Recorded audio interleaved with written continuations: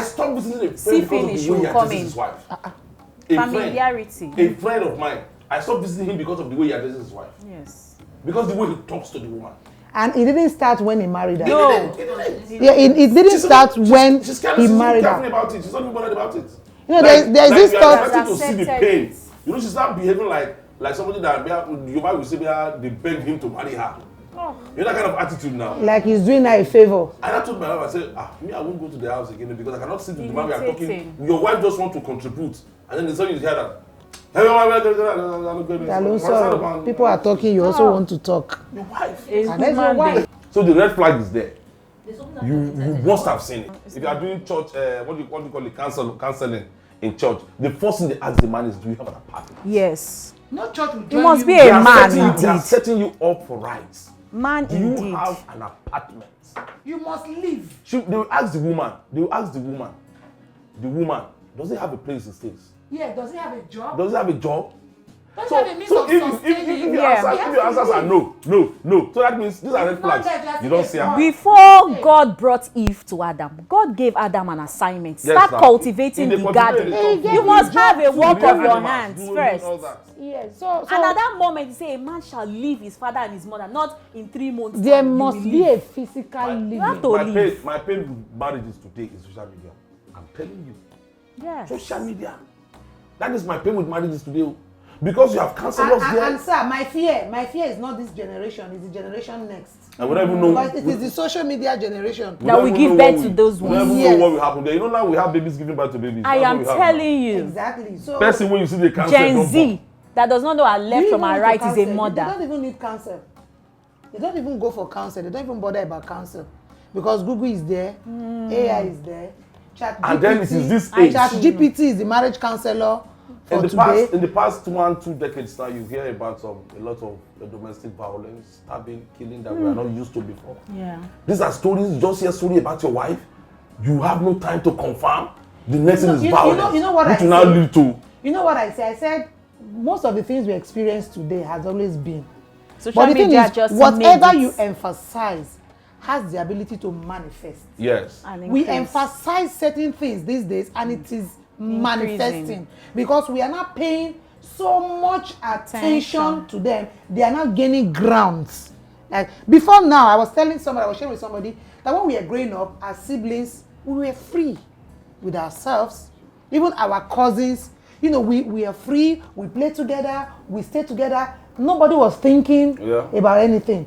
But now you will tell siblings that they shouldn't even sleep together on the same bed. Yes. 5 years, 6 years. Yes. No. We already putting something in them. Yes. We are calling what does not even exist in their mind to them. And before you know, it is manifesting. No, it is because we are emphasizing because of the age we are in. That's what I'm saying. Because we are emphasizing things. Times have changed. We are emphasizing. People that were emphasizing were beaten. Yes. Do you know that some people that did not have this mindset, they were caught unawares, and that's why every other person is trying to be careful. No, I believe that the social media age is also emphasizing more than we are supposed to. Because when one thing happens, they bring it online. Emphasizing the negativity more than the positivity. That's the time I'm talking to you. Yeah, we are emphasizing the negativity. No matter how much you lock your phone now, your kids will open the phone without you even knowing how they manage to open the phone. They do. They will open the phone and then they will watch whatever they want to watch. And then when you go, they will know there's something they want to watch. Oh my God. You know, but me, I keep telling every parent that see, do your best and leave the rest. But not doing the best is what has killed this generation. Some parents have actually lost it completely. They find no family values. I told my son that see, even in your school, your hair, if they can take this hair in your school, I will not take it in this house. Of course. So you will get to a point you will go to your own house. But as long as you stay with me in this house, you will barb where I'm babbing, you will barb how I'm babbing, and you will go to your school. So even if you like see your colleagues, your peers, they are babbing style, you are not having style, it is their time. Yes. Me, I will not. That is why parenting cannot be outsourced. So imagine schools cannot take the place of the parents. And I just keep looking at him. I'm just rubbing his head. Hey, fine boy, see your head. You see, sometimes what most of us go for is validation. You already have something inside of you. You are just looking for validation. That is why when you go out, what you are looking for is what will support. What do you have inside? So that is where your value still remains. If there are certain values I carry as a person, Now I belong to a gym where I go, okay, you don't walk, you have to exercise. And someone told me, I want to get a tire for you. Can I get a half, whatever? And I said, no, for the fact that I'm going to the gym doesn't mean I have to appear naked. Yeah. Those are my values. Do you understand? So those are my values. So the more value you have, you determine what you look for when you go out, because a lot of things will be thrown out. So it is your value that helps you select what you want. What aligns. So it is the values, it is the values that influence what your happens on the social decision. media. Everything is out there. Social media is not the problem. The good, we are the bad problem. is there. So I understand where it's coming from. Your values is what determines what you get. I understand where it's coming from. You know, for talk shows like this, the basic essence is for balance. For talk shows like this, for people, because the thing of the truth is, if you want to go by way of reality, nobody will support social media on this table. On this table, nobody will support social media. Based on the matter we are discussing. That because it has done more harm than good. That is the truth. But you just saying for the sake of argument. Social media. For the sake of argument. There are some aspects where social media we can get has one or done two so pluses well. for social media. Yeah. You know, so that because majority of our audience, truth be told, are the Gen Z generation. Let me tell you that there was one. There's an episode we did where we were talking about sacrifice and you staying to make sure it worked and all of that. That most people walk away so easily because they've not sacrificed so much. Yes. So you know, it's like when you've not invested so much, it's easy for you to walk away. But if you've done so much, you've worked so much. You know what a commentator put there? Say you are the category of people that killed Osinachi. That's what That was the response to everything said. Say, hey, look at them. The class of people that killed Osinachi. They talk, say, if you don't work. You understand? So they didn't even bother to get your own perspective. Yes, the content of it. So that is how the social media people think. That's what I say. So it's your value that will help you filter what you hear. So viewers, so much have been dealt with in this episode, living to cleave. Who should live? Why should we live? What are those factors that doesn't allow people to cleave? As it were, we have looked at the societal influence, the family influence, and all of that in this part. But don't go away. We are coming back still on living to cleave part 2. We have so many people who have survived what we are talking about. It may not be as difficult as it's sounding. When we come back, part 2 on this episode, we're going to be dealing with life experiences of how people have actually left and they've cleaved and they are growing. Don't go away. Stay tuned. You can follow us on all our social media angles to ensure that you don't miss out on any part of this. Stay tuned. We'll be back.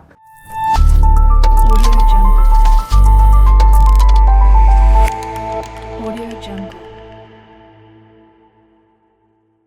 Welcome back, viewers. It's still your favorite family moment show, keeping us together.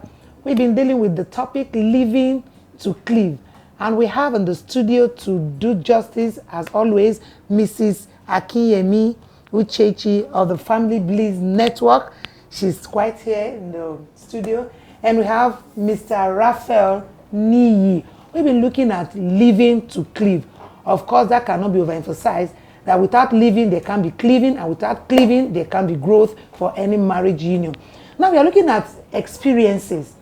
You can't really give what you don't have.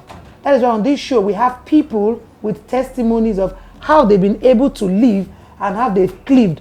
Mr. Niyi has a testimony of over 16 years, and we have Mrs. Uchechi of over 10 years experience. Of course, you know that 10 years is not 10 seconds. It's not 10 weeks. Living with somebody who say eating one food for 10 years is not a joke. Have you been able to cope with that with regards to living and cleaving in marriage? In my 16 years experience, I have this to share. When I was getting married, a few days to the marriage, I asked my husband a question. I was like, though I've known you for quite some time, a very long time, and that growing up together and all of that, I said, this thing we want to do. Ross, are you sure we are ready for it? And he threw the question back at me, say, if you are not ready, let me know. For me, I'm ready. Why those questions? Because I've done a lot of thinking. I know it's not a joke. I know it's not a joke. I know once I say yes, I'm not coming back to say No. So even if I've done a lot of work, we've been together, I was still conscious of that aspect. And on the D-Day, after all the ceremonies and everything, my father gave me his parting words. And what were his parting words? He said, I didn't send you to go and check. I didn't send you to go and try. It's not a trial version. There's nothing like a trial version. You have taken your decision. You are going. Bear in mind that you no longer have a room in this house. And my mom did the same. In fact, she came out, took the sand from outside and prayed. Said, you are going, this decision you have taken will favor you. It's going to be good for you. And that was how I left.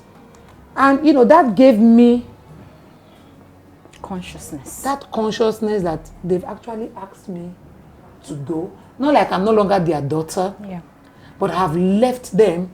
I'm going to set up my own model. And each time we travel home for anything, it has to be with permission for me to go to. But if I will ask me, have you told your husband that you are staying over in my place? So they gave the support that helped me to live easily and to cleave. And over the years, God has been faithful. It's been a hitch-free union to a large extent. So parents can be very, very important in this living and cleaving aspect of marriage. When you are encouraged, when you are given the right footing, it helps us to settle and it helps everybody to understand the boundaries. It's not as if my parents' house are not open to me, but they know that that is not my place anymore. I belong to another family. So I don't know how that has been with you, Mr. Niyi, for 16 years. Have you been able, how did you live and how did you cleave? All right, so the truth of the matter is there's no marriage that doesn't have its own hiccups. Yeah. We'll just be deceiving ourselves if we are saying it's all bliss. It is not always all bliss.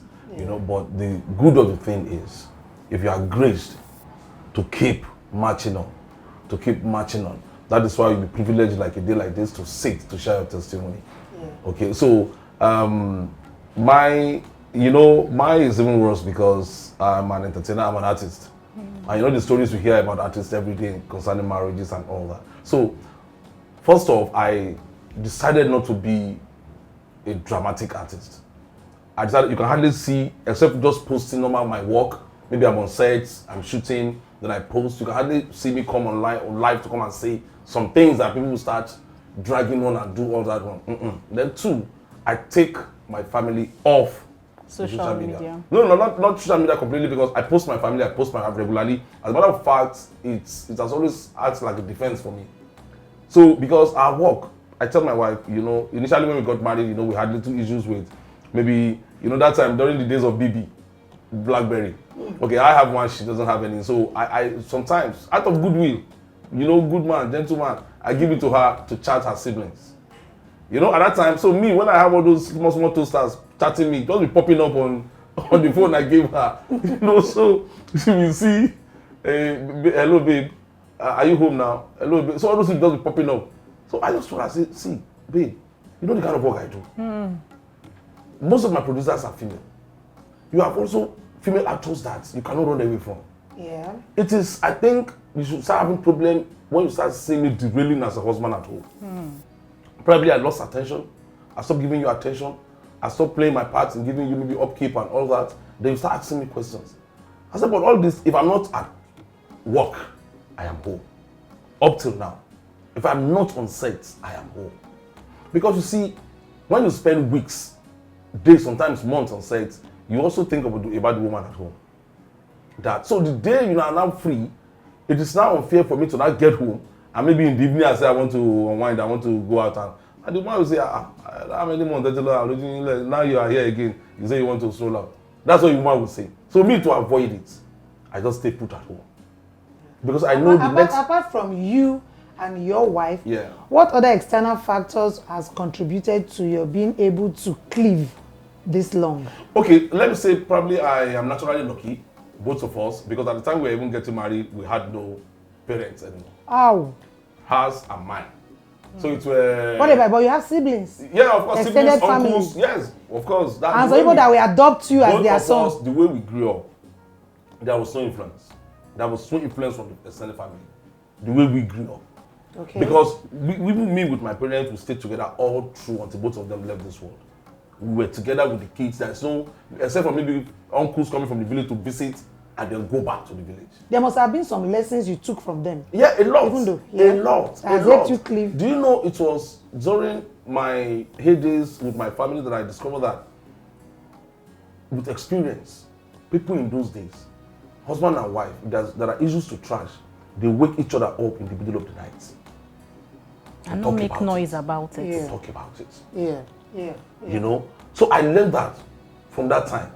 Sometimes in my room I'll be hearing hush in my daddy's phone. You will not hear bass I will not hear anything beside that. Good. So I mean, that is what I grew up knowing. And that has also impacted in your own as a person. I am very playful. So if I see the man is getting hot, I will just throw it to play.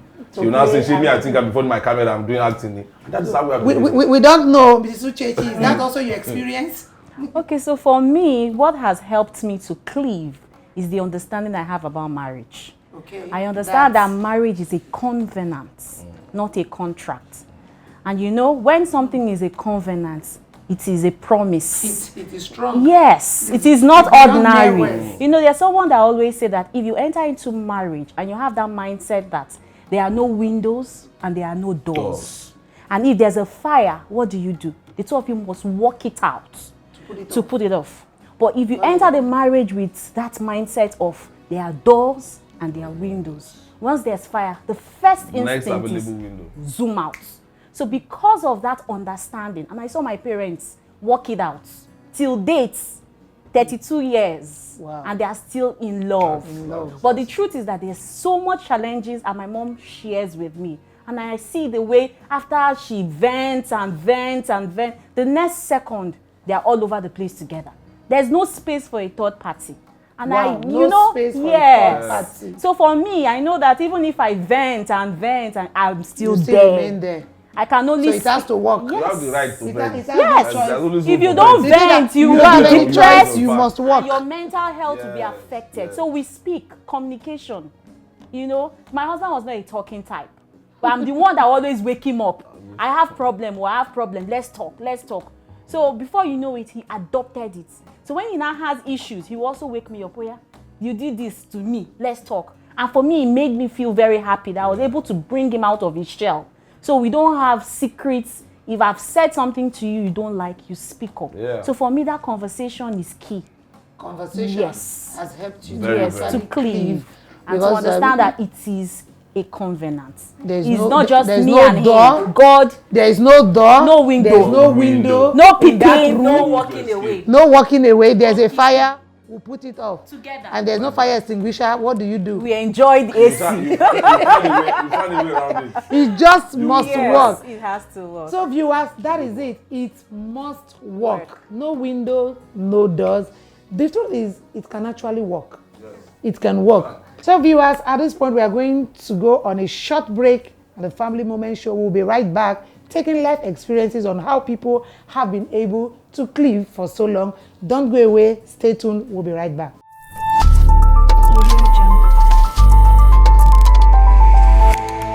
Audio Jungle. Welcome back, viewers. And in the studio, we have Mr. Niyi. You know, the interesting thing is, it's not easy seeing a man talking about cleaving in marriage. But we have Mr. Niyi with proof and his life experience on how he has been able to do this. So in case somebody is saying, is it possible? It's very possible. And he's here to tell you how possible it is. Mr. Niyi, right? It is, yes. It is very possible, of course, very possible. I also have a lot of friends who have been keeping their marriages also on point. Really, men? Yes, seriously. I have models, even in the industry, I have models. I have people that I look up to. That's basically the way they handle their family. That's the way. First and foremost, I have my senior colleague, Funsho Adeolu. You know, I've known him for a very long time. And so I know much about his family too. So, you know, the in-depth between his wife and him and the kids and the extended family. So I believe if it can work for him at that time when I was getting married, I know it will work for me too. And it is working. It is working. What is working? My wife, what exactly is working? My wife, number one, is an introvert. That is the first lock I had when I was getting married. She's an introvert. You know, she's not like a wife that we want to say, okay, you say you're in location where Abeokuta, okay, then she will not tell you, because a lot of our women do that. She will not tell you, she just land in your location. Because just want to come and see, maybe, what are you doing, and that is why the problem starts. Don't you think she's caring? Because every man. No, don't you think she's being caring? No. Let me tell you something. For every man, no You are matter how pulling his loving, legs. She came to the location no to matter check how on you. loving a man is, a man still needs his space. Beautiful. No matter how loving the man is, there are moments in a man's life that I just want that space.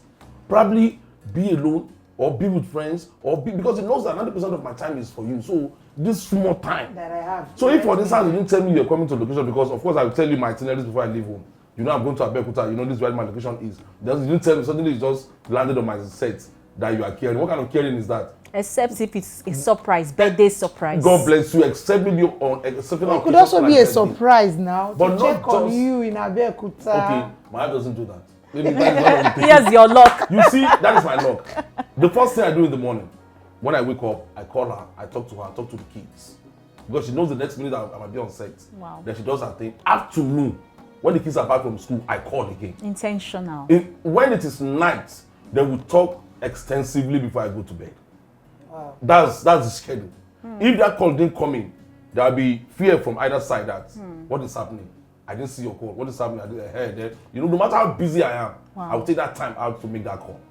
You understand? So these are things I believe a woman just needs to know that, okay, I'm comfortable, I trust this man. I'm secure. Trust is ephemeral. Trust is not something that you say you can hold. Trust is because you want to trust. Yeah, and it is end. Even though that spot in you is telling you that I don't trust this woman well, I don't trust this man well, but you have believed that you have trusted this person, and that is the bicycle that rides the relation marriage. True. You know, when we're talking about cleaving, living, cleaving, we said one of the evidence that there's been a living is boundaries. So, Ma, from your personal experience, how have you been able to manage boundaries? You know, sometimes there's always this issue between mother, son, in-laws, wife, when it comes to living and cleaving. How have you been able to manage the aspects? I would also want to say that I'm very lucky. Oh, we have lucky. Okay, so for me, my husband actually grew up in a polygamous marriage, right?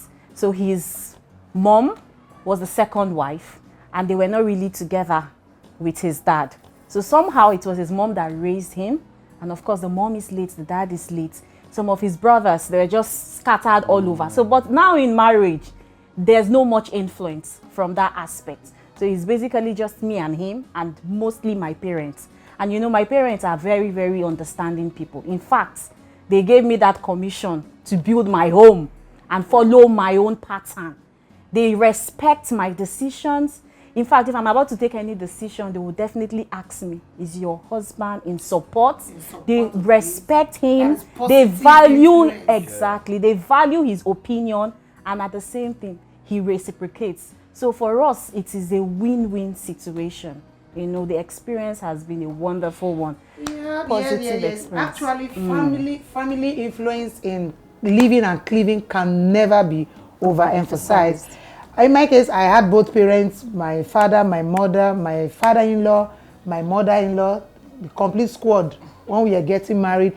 But fantastic people. My late father-in-law, if I call him father-in-law, very wonderful. He had just a daughter, and the same thing he would tell his daughter is what he tells us. You. And even before I stepped into the family, I already knew a lot about them, living and cleaving, because the daughter would never spend a night in his house. He would tell you it's a taboo. So coming into that family, I don't expect to tell them I'm going to my father's house.